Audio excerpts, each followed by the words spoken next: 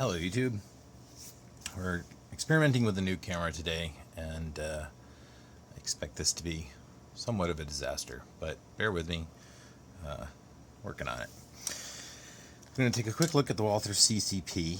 Before I get too far, I want to mention there is a recall out on this for a drop safety issue, and we will talk about what I think that is when we get there, and then I'll put out another video when I get it back from Walther where we find out exactly what they changed. This is kind of a neat gun. It basically reaches back into the history of firearms a bit and pulls out a couple different mechanisms that you really don't see recently. But it basically creates, what do they call it? I think Walther calls it soft coil. Essentially, it's a delayed blowback mechanism. So it's a fixed barrel, so you don't have a tipping barrel situation, and what helps hold it closed under the pressure of the larger, usually you only see fixed barrels up to about 380. 9mm is really the cutoff where they become punishing from the amount of recoil. But they basically created a piston mechanism. Now, that's not piston like in rifle world where the piston is what's actually cycling the weapon. In this case, it's the opposite. The piston is holding the chamber closed, and so that delays the recoil and keeps it, both locked up and softens the recoil at the same time. Anyway, mine has also got a broken slide lock there, so sorry about that. It also has some other interesting features, and we'll just get into it all. So without further ado, yeah. So to take this guy apart, you do have to have the striker disengaged, and Walther gives you a little plastic gizmo that takes care of this for you, but I don't have that. So basically, you just want to make sure you lift up a little bit on the silver piece and then push the whole thing backwards, about 1/4 of an inch, and essentially at that point you can bring the slide back and lift it right off the hook, and that should come right back out, and then the whole thing will come forward. And we'll go into a little bit detail about how this locking mechanism works in a second. Let's the spring, by the way, not directional, so either way that'll go on, but let's just focus on the slide for now. This was the aforementioned piston, and as you can see, the piston is actually facing forwards, so the chamber bleeds off gas right after the cartridge ends. So, at the beginning of its travel down the barrel. Hello, cat. Would you like to be in the video? Apparently my cat would like to join us today. So essentially, so long as the bullet is still in the barrel, that keeps the piston pressurized and pushes the slide forward, compensating for the recoil of the cartridge case itself pushing back, which is what normally operates blowback guns. So it basically offsets that pressure until the bullet has cleared the barrel, at which point that pressure drops and the rest of the recoil force takes over. So the other thing that's a little bit of a throwback history-wise is this striker mechanism.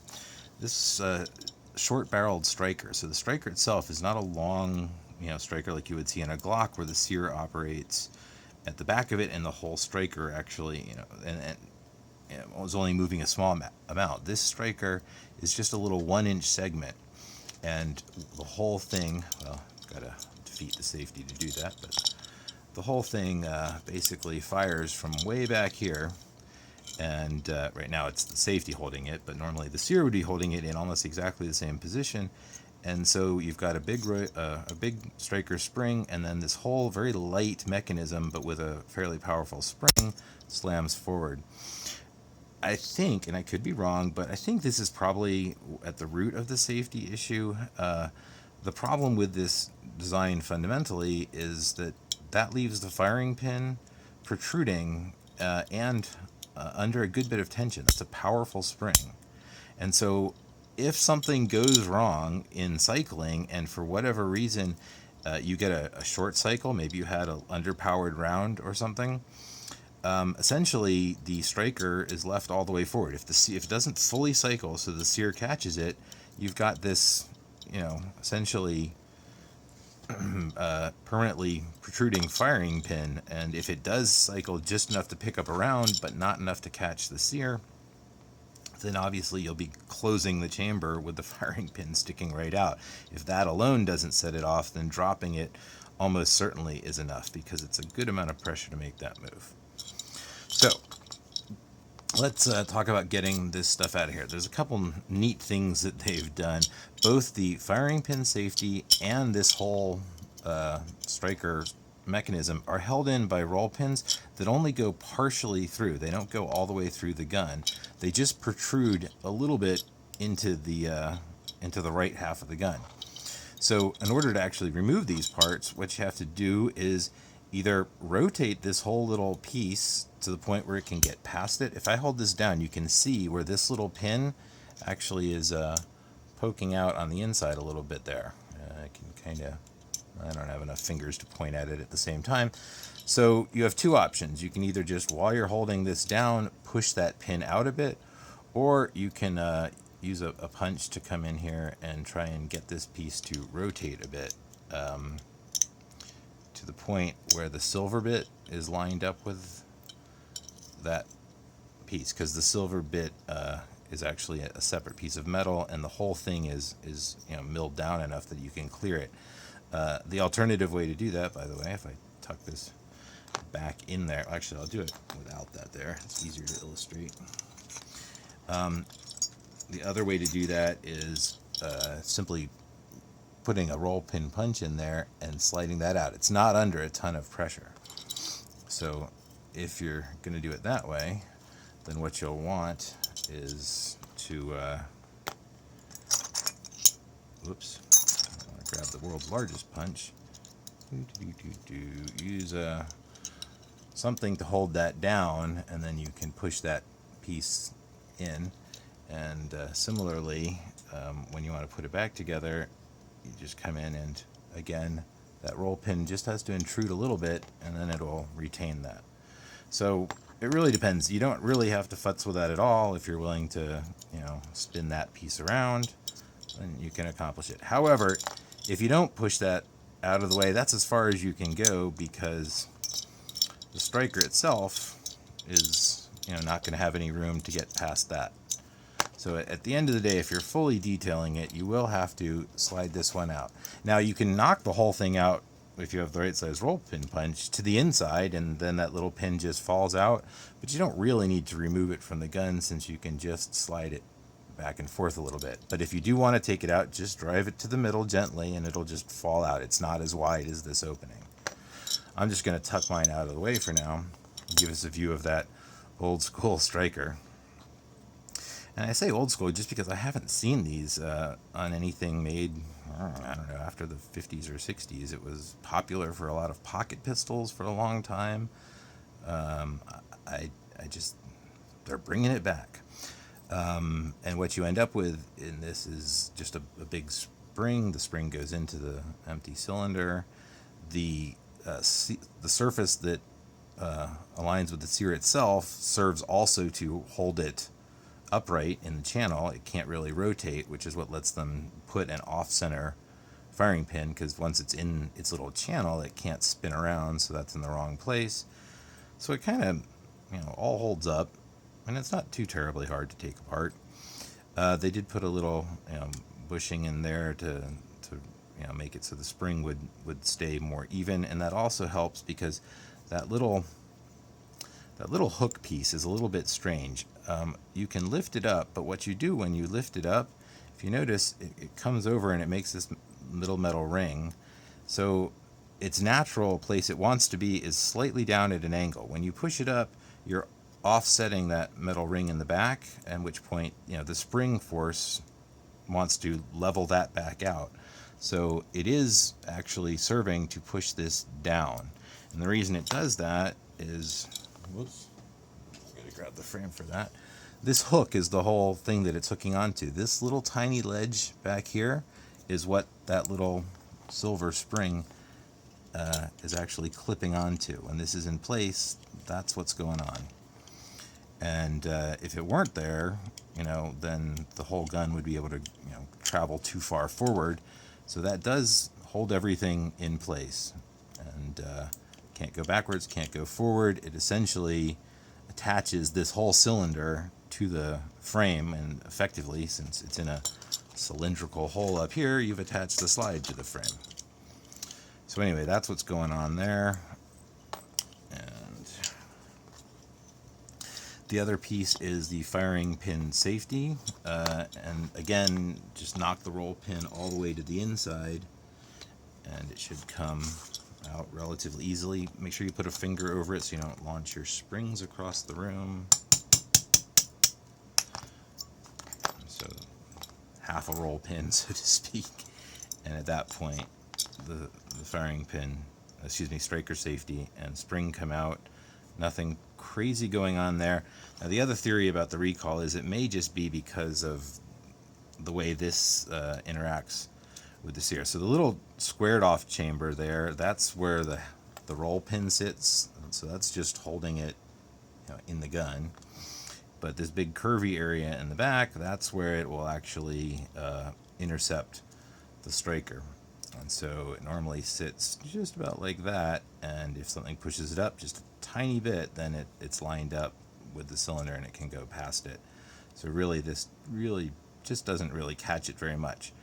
But it's enough to stop it. So there's a lot of questions. I haven't seen anyone who's detailed a repaired one yet, or at least modified due to the recall one, to see exactly where the changes are. I'm kind of curious about exactly where that's going to be. What else? Oh, the extractor. Extractor is nothing particularly crazy. Nothing we haven't seen before. A spring, a detent, and an extractor. So to get that out, I'm just going to wedge something in there. And I usually start with something small like a knife blade, then jam something like a punch in there in order to push that back. And if you get it just right, then you can get it past. And so there you have the extractor, its detent, and spring. And so again, the detent is leveled off on the one side so that it can sit just like that and push the extractor towards the inside so that it grips on. The extractor dimensions themselves, nothing particularly exciting. It does have a little relief to help it snap over rounds as they come out of the magazine. That's this bottom angle here. Nicely bent punch. This bottom angle here. And then the regular extraction face, and the whole thing sits in there canted back just a little bit. And the leading face of the extractor, of course, tapered this way, so if you have a round in the chamber, it can snap over the rim as it closes on it. That's pretty much features you find on most extractors these days. You can take this off if you have some burning desire to. You just knock the roll pin out, and I'm not going to bother to do it because it's kind of pointless. It's not really... I will say why it's on an angle like this. If it were simply fixed in place, it doesn't move up or down when the gun is operating. It just moves back and forth. But if it were fixed in place, you wouldn't be able to take the slide off the frame. So that's why it's on a rotating point at all. So let's shove the extractor back in. And again, when I do this, it's not rocket science. Once you push it far enough back, if you've lined it up right, it should just go far enough back that the extractor snaps in under it and does its job. Next, the firing pin safety. There is a little recess.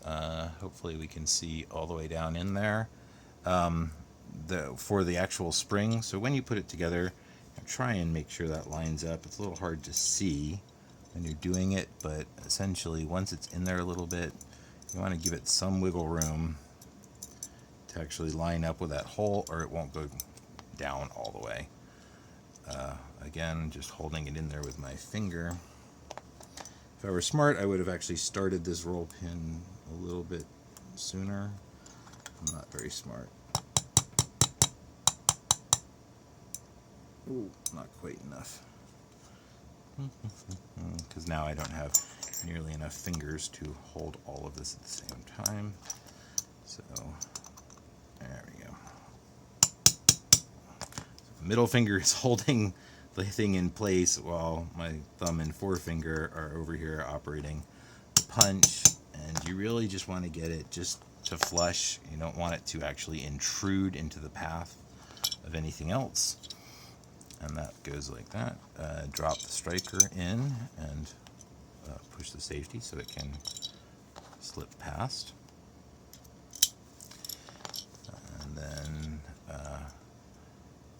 again, you can decide how you want to deal with this pin. You can either put this all in first and then push that in while you're holding it down, or you can just reposition this once the striker's back in. And again, just doing it so it just sticks into this a little bit, not a lot. And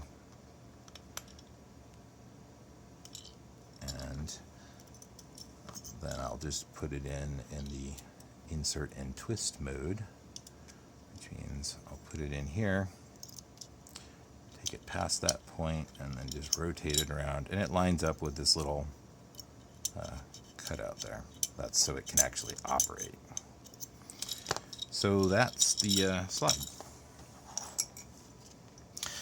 the frame, and I have no idea what I did with the spring. That'll be an interesting mystery. I think the cat might have walked off with it. All right, so what do we got going on here? Not a whole lot that we can see from the outside. Let's talk a little bit about some of the function before we get it, so we can see everything going on. When we pull the trigger, we see the several things moving. One is the disconnector. When this goes down, whoops, let's get a stiffer punch. So after you pull the trigger, that disconnects the trigger from the rest of the mechanism. So now the trigger is not actually doing anything back here. Once it resets, the trigger is moving, and you'll see several things at once here. One, this little round piece is rotating, and that's a cylinder that goes all the way through the action here. And then this is the firing pin safety. This little area at the front is actually the part that lifts that safety up and disengages it. And then over here in the center is the sear, which comes down at the same time. Now this is also kind of interesting just because of the incredible timing of these things. Hello, cat. My cat really wants to be on video today. One of the things people actually have commented on that I've seen is the way that when this thing cycles, some strange things can be heard. So I'm going to just slip it back together temporarily.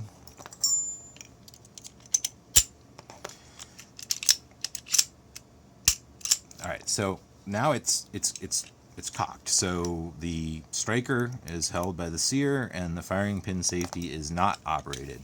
And what you're going to see here is that when you go to pull it back, you have spring resistance, which means you've transferred off of the sear and actually onto the firing pin safety. So you can actually feel, especially if you lift it up a little bit, you can feel some spring tension, and then you hear this snap. That is basically when the firing pin safety moves far enough back. If you remember the shape of it, by bringing the gun rearward, we would actually disengage that safety. So what you're hearing is first you're feeling the transfer. So between here and here, there's no pressure. It's just the sear holding it. But then there's a transfer from the sear to the safety. And now the safety is moving the striker back. Now, if it didn't let go, you would only be able to move the gun back this far because you'd be out of spring space. So the safety has to let go of it because the safety's gonna, it's permanently attached inside the slide. And so you have to basically have this mechanism where now the striker is still being held by the sear, but that whole mechanism with the compressed spring is staying still while the rest of the slide moves. But in that first bit of motion, when you hear that pop, that makes a lot of people nervous because essentially you just pulled the striker back and then dropped it onto the sear. So there's some guesses out there that that may actually be tied into what they tune up in the recall, but we'll find out. It'll be exciting for everyone. Whoops, like an idiot. It's hard to actually disassemble this if you fail to discharge the trigger. So again, what I was saying there is, right when it's fully closed, the firing pin safety is here. When you begin to draw the gun back, this ends up pushing the firing pin safety in. This spring is not enough to overcome the firing pin. This is the stronger spring, so the firing pin safety loses in this battle. As soon as it gets up this ramp, then it's going to let go. But in the distance that it travels from here, so if you think of this punch being the safety button in the slide, you know, it comes back, it's moving, and then pop, it disconnects. So the sear was holding it until it started to move back, and then the striker came off of the sear, and when you hear it go pop, it's snapping back onto the sear. So that made a lot of people nervous. I'm not really sure it's unsafe. It's just how they solved the problem. All right, I'm going to knock some of the larger roll pins out so we can get on with this.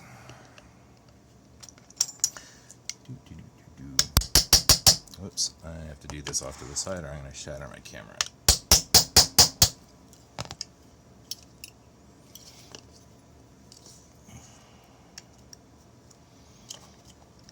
My roll pins are all cracked, by the way, which is why you see me trying to struggle to line this up. Most of them are actually just half roll pins. This is about 3/4 of the pin, the ends sheared off. I need to get those replaced because it really doesn't hold the frame together particularly well like this. Technically, I'm hoping that Walther just throws in some new ones for free when I send it back for recall.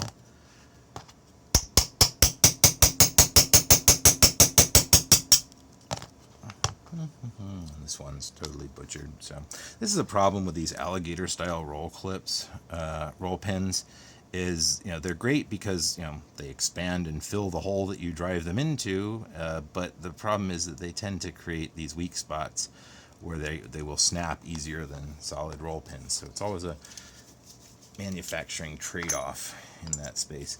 Now we've taken the two roll pins out. They go through the barrel block, but the safety itself is actually also holding the actual mechanism in the back into the gun.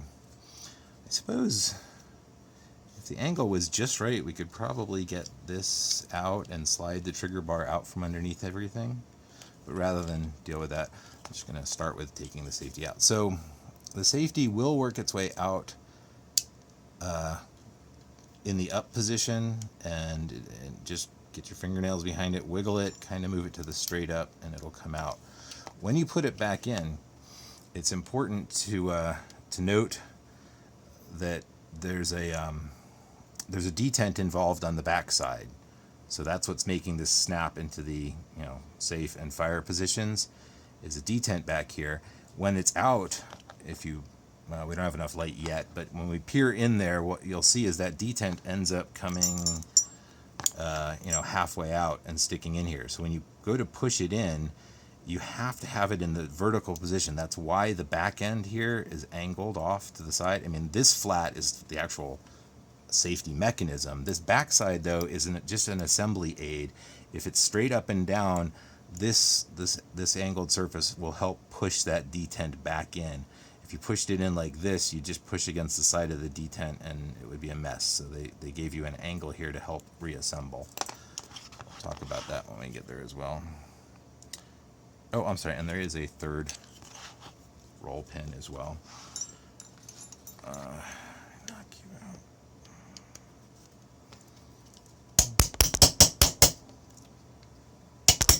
Whoops. Hopefully that didn't break my camera.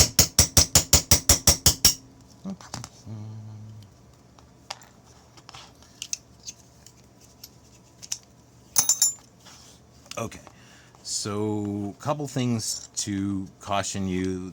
This, the slide lock lever, sorry mine's broken, but I'm pushing it on the inside.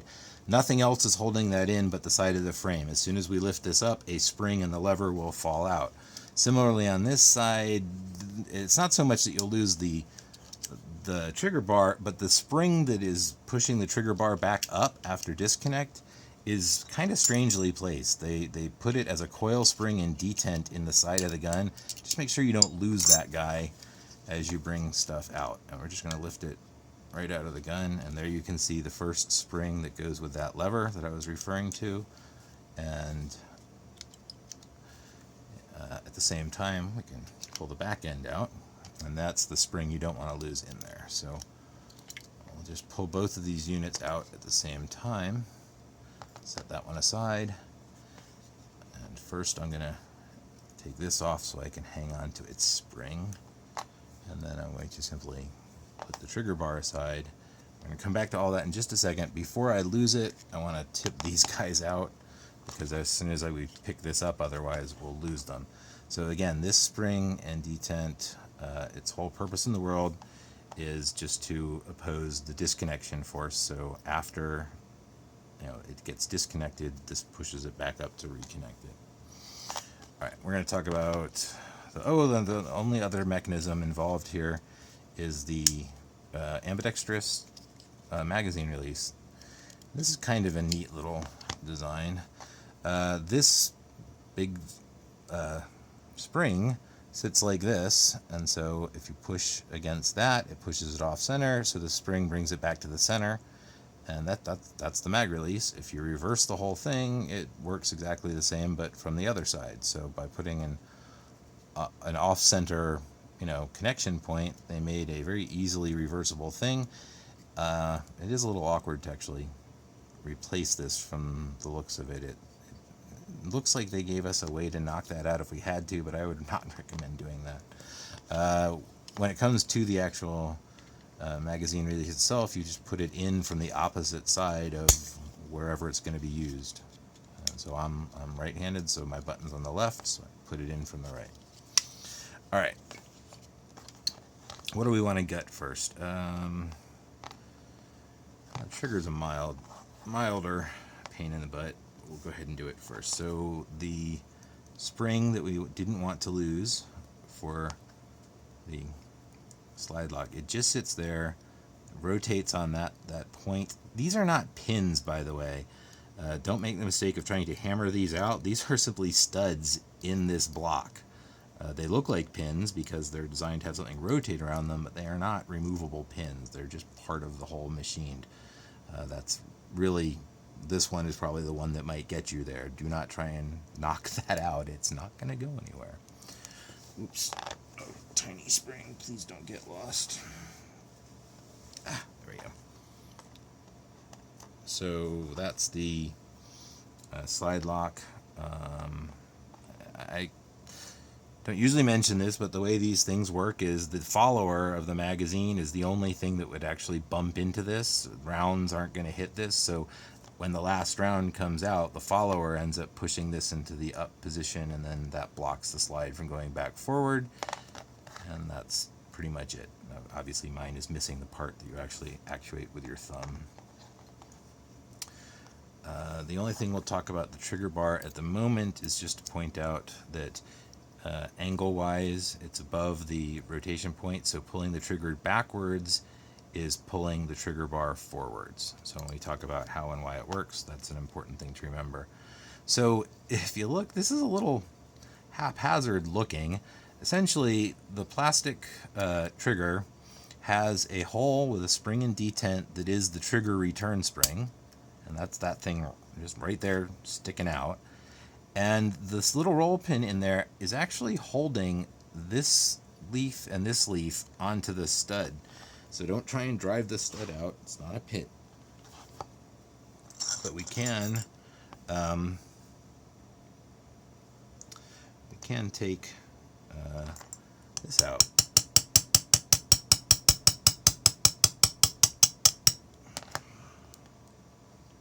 So this little roll pin is what's holding the whole trigger together. And when we take that out, what we'll find is that, sure enough, spring and detent, no surprise there, we could pretty much see that. But essentially what's going on here is you have two little leaves on either side that just mount onto these studs.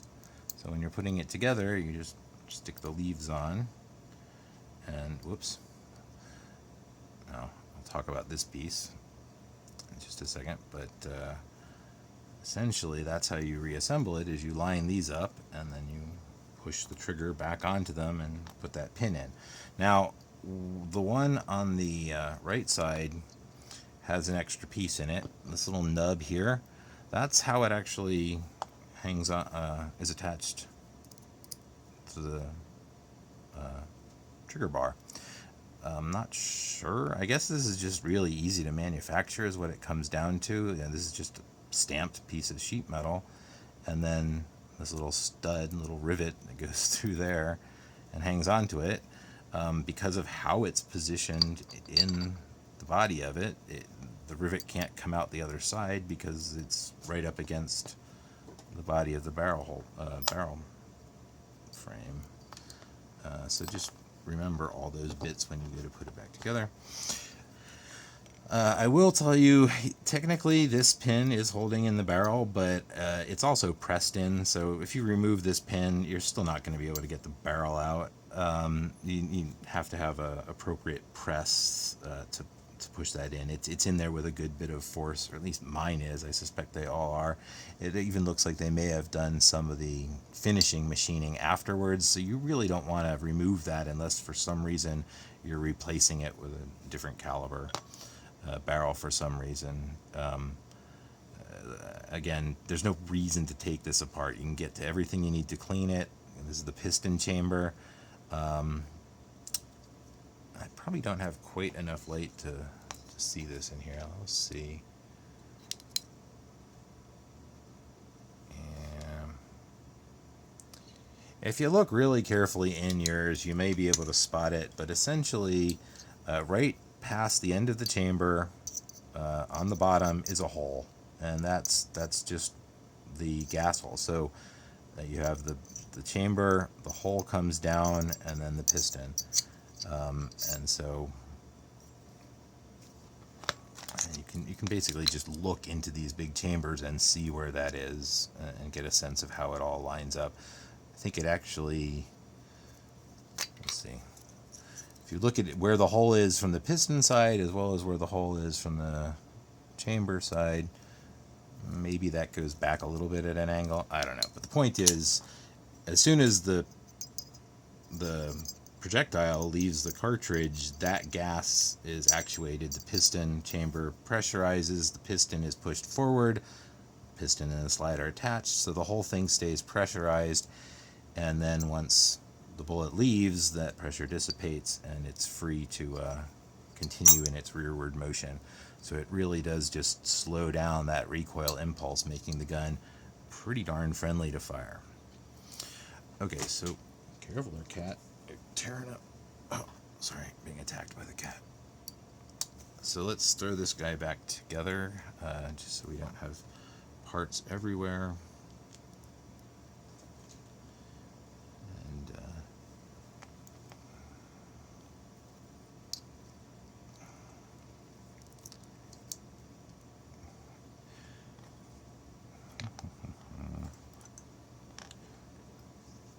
And this is made more awkward by the fact that my cat is in my lap, and so I'm a few hands free being able to pull this off.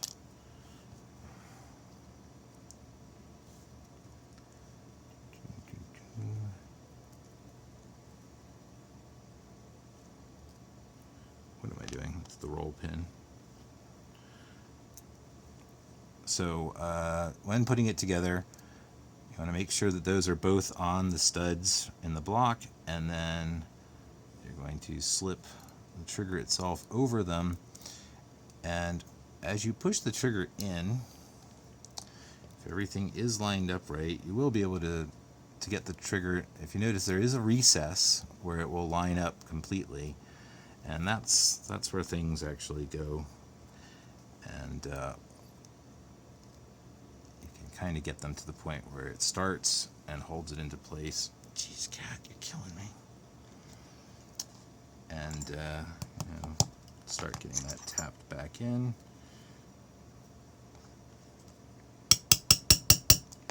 And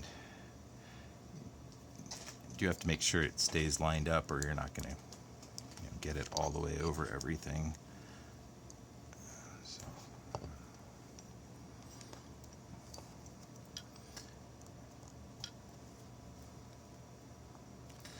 No real easy way to do this, essentially, but it's not a super tense thing either, so it's not too hard to hold it up against there. The key is that the roll pin is just a little bit recessed on either side, and it should be going through both metal leaves, and it should operate again. So that's, you're done with that part.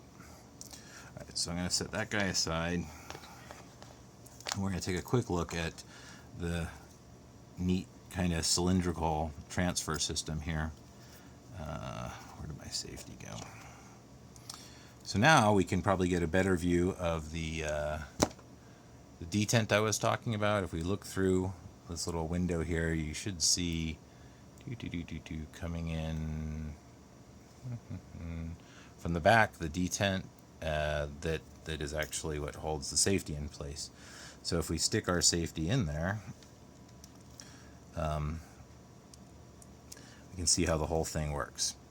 So the simplest thing is when safety's not there, remember the little spring and detent that was in the body of the slide is pushing the trigger bar vertically. So it wants to push it up, at which point the trigger bar will engage this cylinder because of this little extension here. So as we said, when the trigger goes back, trigger bar goes forward. So this is what's happening there. The trigger bar causes the cylinder to rotate. If the safety is flipped up, however, the trigger bar is below the engagement area. It's only when the safety is off that you can come up high enough to engage. So the safety is a trigger bar or a trigger disconnecting safety.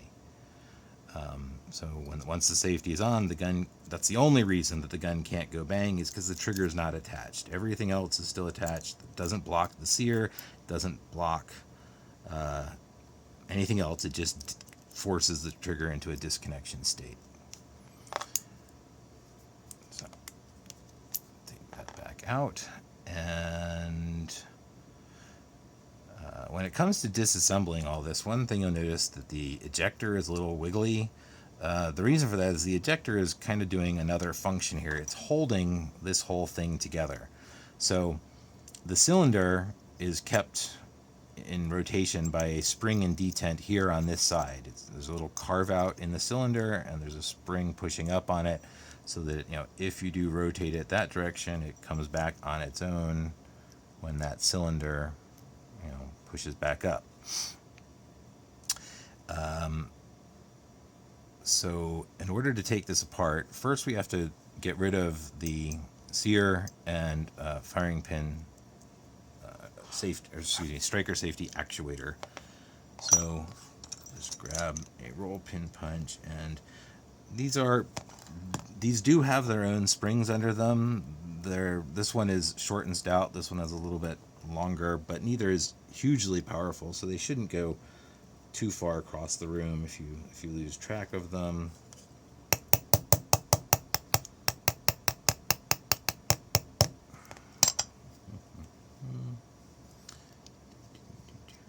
My bent punch is not helping my world at all.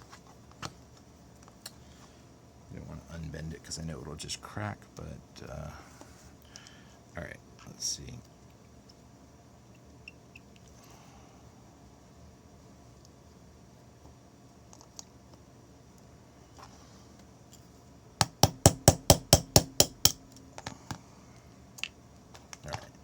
So this silver pin is what's holding them all in, and as we draw the punch back out, this piece pops up, and you can see it has a little cuppy area that goes over its spring. Set him aside, and then the sear itself, a little less dramatic, and it has a stubby little much heavier spring. So again, that spring is just sitting under the back of the sear, so that holds it up, and then we'll see how the cylinder actually interacts with those. May have enough light to see it there. Essentially, there's flat parts on the cylinder, so that as the cylinder rotates, that flat area comes up and lifts the underside of both of these pieces at different times. If you look carefully, well, it'll be easier to see when you get it out, but essentially the flats are not quite the same in there. Now, at this point, we still can't get that cylinder out, and what's holding it in is actually the ejector. The ejector comes down all the way into a notch in the cylinder. Now, it doesn't block anything, doesn't actually do anything, it just prevents the cylinder from moving left or right. So the next thing we need to get out is the actual extractor. They've given you a nice access hole all the way through there, so you can slip in a roll pin punch, and it will go all the way through the passage where the sear and safety levers were. And I'm going to only knock that roll pin halfway out. Now that the safety's out, the cylinder can now move all the way. If we think about where it sat from the outside, you'll see that it definitely was covering, it was engaging that cylinder. Now, before I just push this out, that spring and detent are going to want to launch, because there's actually, down from the top, another hole here that actually gives you access to that. So make sure you put a finger over that at a minimum when you slide that out. Now, if you're lucky, it goes onto the inside like that, but in theory, it can come straight up there. So anyway, that's that piece. And there you go. The spring and detent can come straight up through that little access hole. And there you have the somewhat novel sear mechanism. So this spring and detent basically just return that cylinder to its natural state. The springs that are under the sear, the sear and the firing pin safety lever, they're not enough to roll this thing right back into position on its own. So that's what this one is there for. And here you can see the flats of how they engage. So basically, on the one side, the firing pin safety sits there, so when it rotates, it has to push that up. And if you notice, there's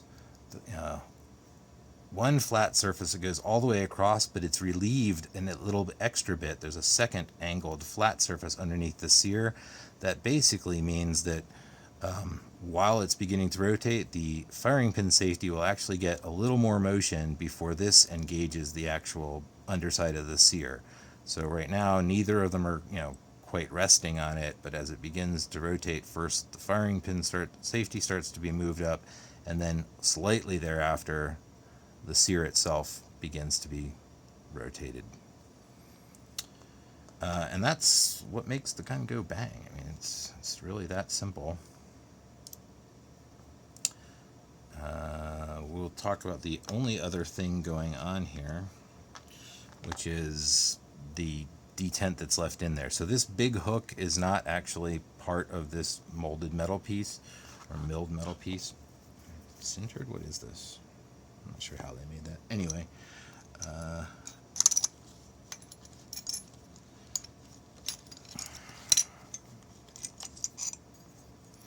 these two roll pins are what's holding this in, and this hook piece is what's holding the spring and detent in that operates the safety.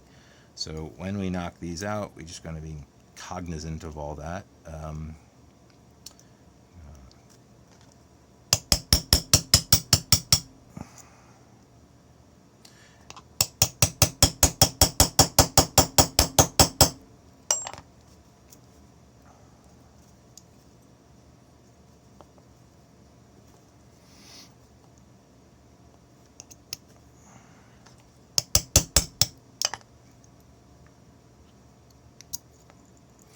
didn't knock them all the way out because I wanted to make sure I was hanging on to it so I didn't launch it, because this does, compress that spring in a good bit.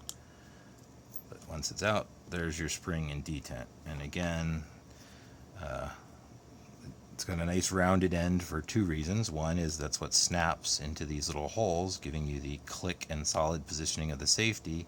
And then two is for assembly. That's what I was talking about earlier, that little angle helps push this back in more smoothly, whereas if it just ran into it end on, it wouldn't really do anything. So that's the reassembly guide. And that's it. That's all there is to it. Reassembly, just kind of do the whole thing in the opposite order.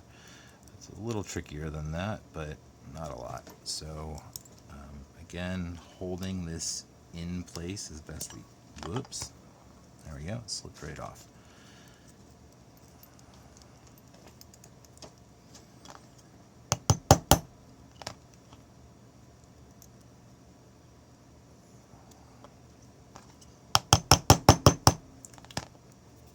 I know that's terribly bad to do to roll pins, but I do it all the time to get them started, and then I always follow up with the actual appropriate punch so that they stay in shape. And when it comes to these 2 roll pins, you just want to make sure that they don't stick out past the edges. They don't have to be, flawlessly perfectly centered. They just got to not interact with the frame, and so it's got to be hidden under the top.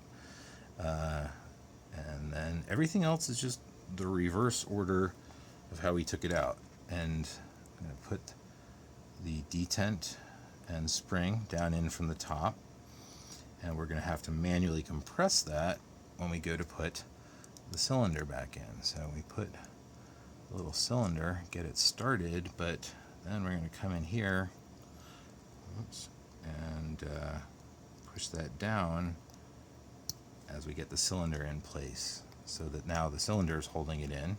Don't let the cylinder come back out at this point until you get the ejector in. Once the ejector is in, the ejector will hold the cylinder, which will hold the detent.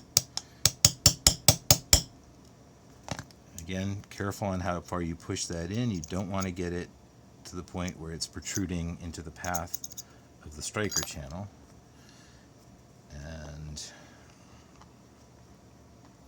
for reassembly beyond that,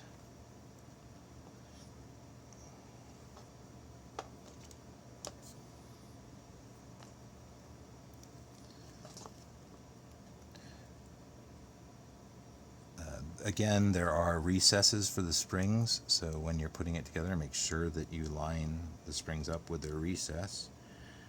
And then this pin is also beveled on one end to make it easier to push things in.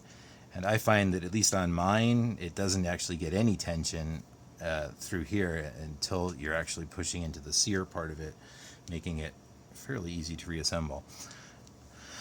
Now, I've been told that on different variations of this at different times, there's been different levels of polish. I mean, this is definitely sharp cut. It's not a mirror finish or anything. You can still see all the tooling, but some people have said that theirs have a more mirrored finish. Either way, the shiny bit is the back. That's the part that is actually going to hold on to the striker.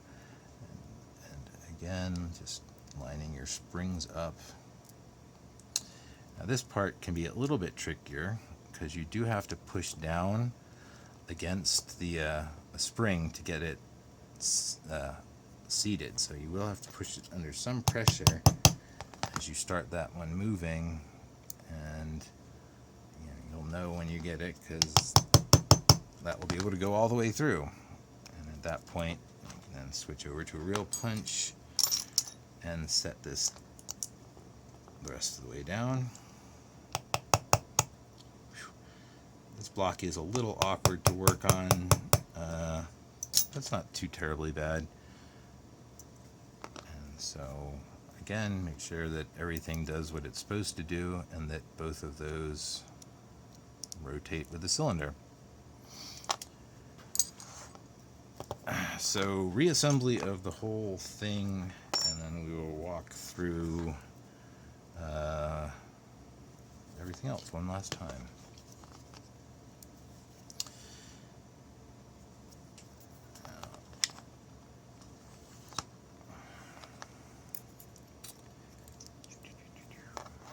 Trying to remember the easiest order for reassembly of this thing, because I'm not sure how much angle we have here. I think there's enough. You're going to have to be doing a couple different things at once here. So I'm just going to get the spring and detent in there. Set this down for just a second. Talk about how everything else goes in here. I'm just going to put it all together with finger force and hold the whole thing together.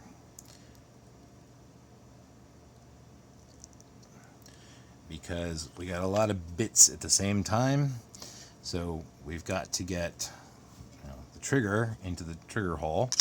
We've got to get the trigger bar underneath the cylinder that it interacts with, and this little magazine release spring will bottom out on our actual magazine release at some point in this process. So it really is a matter of just kind of lining everything up at the same time while not letting go of anything. And if we're lucky, we'll pull it off.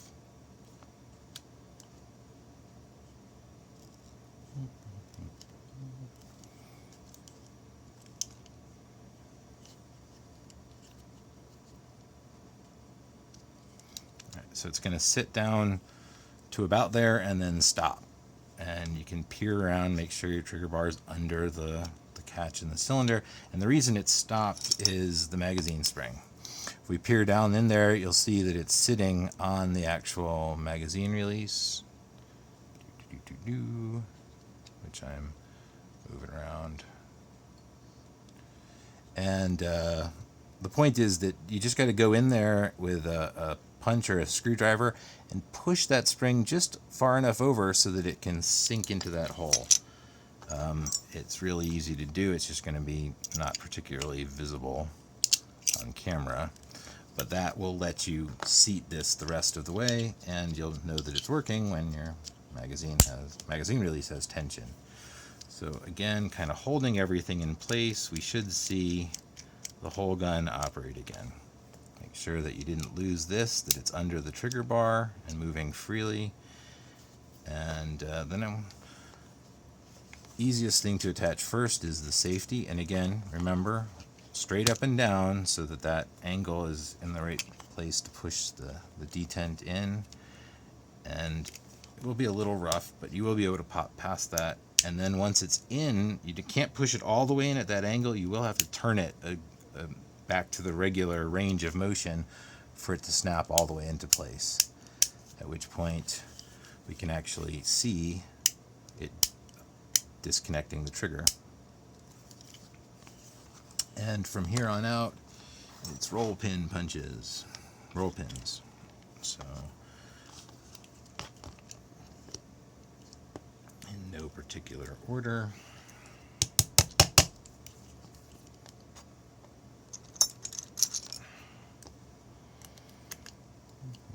I'll do this over here, sorry.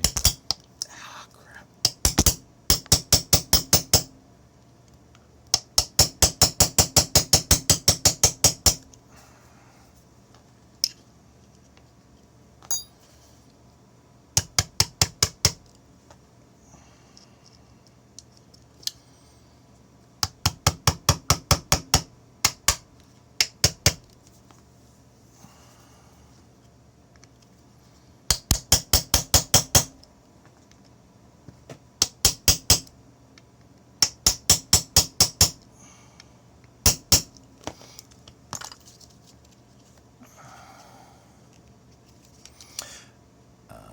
So the only other thing I was going to mention about the disconnect, a lot of people get a little bit confused about how disconnects work, because can demonstrate by pushing it down with my thumb, but then they're like, well, why did that happen? And the answer is that the disconnect normally, when the gun is in battery, lives in this little space right here. So the only place it can actually come far enough up to interact with, to allow it to interact with the rest of this mechanism, is if the gun is fully in battery. Once the gun begins to cycle, that little half moon will move out of alignment, and you can actually see the wear mark, and if the light's catching that right, that wear mark is where the disconnector is actually being held down by the slide. So, while it's here, in the range of motion required to actually pull the trigger, all of that is in this space. But as soon as the gun begins to cycle, the first thing that's going to happen is it's going to run right out of there and push that down.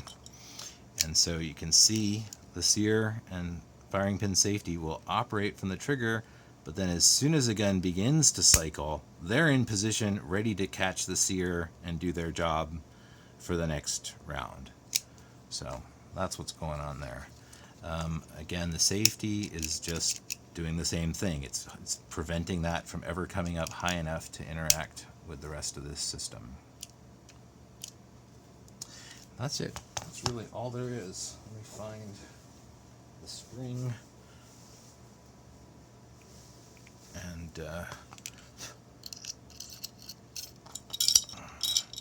reassembly is not overly hard. Just remember to line the piston up with everything else. So the spring and the piston. And then again, when you come back here, you just want to stick something in here so that that can come down first, and then it will reattach itself.